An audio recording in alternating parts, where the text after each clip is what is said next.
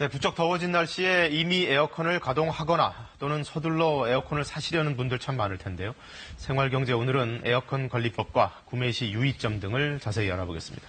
김현우 소장님, 예. 일단 에어컨 살 때 내 집에 맞는 적정 용량이라는 게 있죠? 네, 그렇습니다. 집 면적에 비해서 적당한 용량을 선택하지 못하면요. 비싼 돈 주고 샀는데 정작 전기료만 많이 내고 집은 시원해지지 않는 문제가 발생할 수 있습니다. 네. 그래서 적정한 용량을 선택하셔야 되는데요. 아파트를 기준했을 때 적당한 용량은 집 면적을 기준으로 2분의 1입니다. 네. 통상적으로 그런데 외부의 열기에 많이 노출되는 단독주택 같은 경우에는 아파트보다 조금 더 넉넉한 용량이 필요한데요. 네. 집 면적에 0.6을 곱하면 됩니다. 예를 들어서 집 면적이 99제곱미터다. 9평형 기준으로 한다면 30평 정도 될 텐데요. 예. 아파트는 15평형 에어컨을 선택하시면 되고요. 단독주택은 18평형을 사시면 됩니다. 그런데 집이라고 다 똑같은 건 아니잖아요. 뭐 창문의 겹수가 몇 개인지, 또 남향인지, 북향인지, 또 특별히 더운 지역도 있고요. 대구처럼. 뭐 이런 곳 같은 경우에는 보통 용량보다 조금 더 넉넉한 용량을 선택을 하시면 되겠습니다. 자, 에어컨 하면은 제일 걱정되는 게 전기세잖아요. 예. 살 때부터 조금 알뜰한 방법이 있을까요? 맞습니다. 이 초기 비용이 조금 더 들어가더라도 전기요금이 덜 나오는 에어컨을 선택하시는 게 더 유리할 수 있는데요. 네. 에너지 효율 등급은 숫자가 1등급에 가까울수록 전기료를 좀 덜 먹는다라는 건 다들 알고 계실 겁니다. 예. 1등급이 보통 5등급보다 30에서 40% 정도 에너지를 절감할 수 있다고 하는데요. 전기 절약을 위해서 에어컨을 구매하실 때는 디지털 인버터 방식의 에어컨을 사시는 게 좋습니다.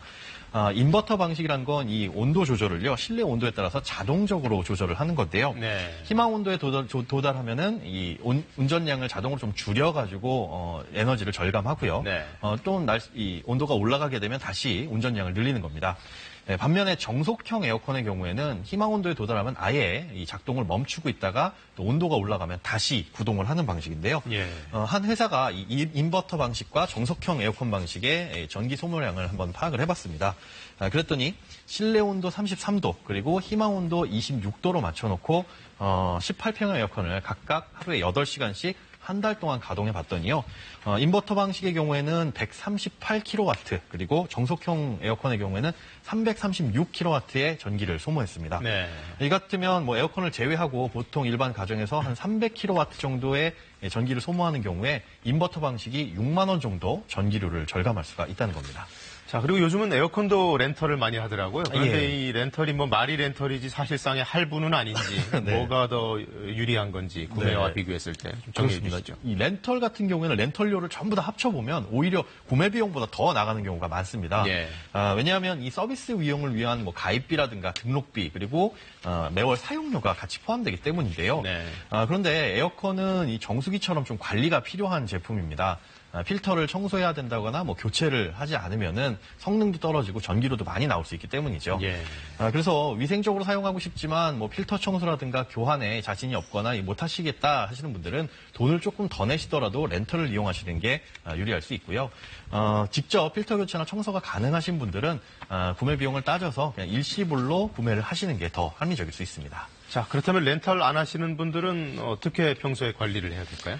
일단 시원한 냉방을 위해서라면 좀 전에 말씀드린 것처럼 공기 흡입이 잘 되도록 필터 청소를 자주 해주셔야 되는데요. 일단 먼지 필터를 청소해 주셔야 됩니다. 이 먼지 필터를 분리해서 진공 청소기로 먼지를 제거하신 후에 이 물에 가볍게 씻어서 그늘에다가 완벽히 건조를 하셔야 됩니다. 이런 청소는 한 열흘에 한 번씩은 해주는 게 좋다고 하고요. 네.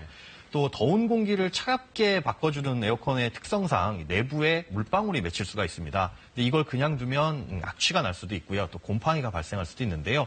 요즘엔 에어컨 자체에 이런 것을 청소해주는 자동 청소 기능이 있습니다. 네. 만약에 자동 청소 기능이 없으시다면 이 송풍 모드로 물기를 말려주시면 되고요. 또 에어컨에서 악취가 발생하는 경우에 원인이 에어컨 냉각핀에 문제가 있을 수도 있거든요. 네. 이 냉각핀에 먼지나 이물질이 끼어있지는 않은지 확인하시고 이것도 진공청소기로 청소를 해주시면 좋습니다. 또 이 실외에 있는 바깥에 있는 실외기도 한 번씩 봐주셔야 되는데요. 실외기를 부실하게 관리하면 여름에 화재가 발생할 수도 있고 성능이 떨어질 수도 있습니다. 쌓인 먼지를 털어내시고 주변에 쓰레기나 뭐 불이 붙을 수 있는 물건은 없는지 또 배선이나 부품에 문제는 없는지 미리 확인을 해주시는 게 좋습니다.